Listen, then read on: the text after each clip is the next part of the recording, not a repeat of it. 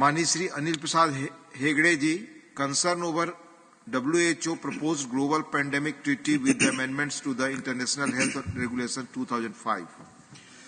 Thank you, Deputy Chairman, sir, for giving me the opportunity to speak on an important subject with the concerns over WHO's proposed global pandemic treaty with the amendments to the International Health Regulations 2005. The World Health Organization's global pandemic treaty with the amendments to the International Health Regulations 2005 presents a profound threat to our national interest. European and UK Parliament have also raised concern regarding them.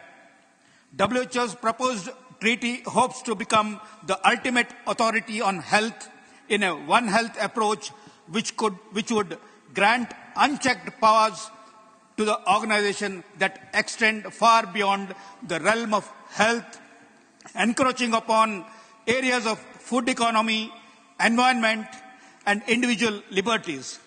Its provisions enable the WHO to unilaterally declare pandemics, assume control over national governments, mandate medical procedures, and impose restrictions that violate citizens' constitutional rights. The amendments to the IHR 2005 deepens our concerns. They could lead to draconian measures undermining our national interests if accepted. It is important to note that WHO, an external and unelected body funded by private interests and companies, will take over policy making in the health sector, and the achievements of our government will come to a naught while putting the health of our citizens at risk.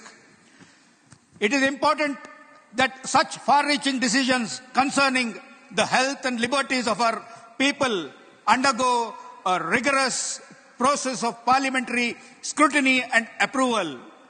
Therefore, I urge the government to ensure that no treaty, especially the pandemic treaty or any amendments to the IHR that are against our national interests, may be approved.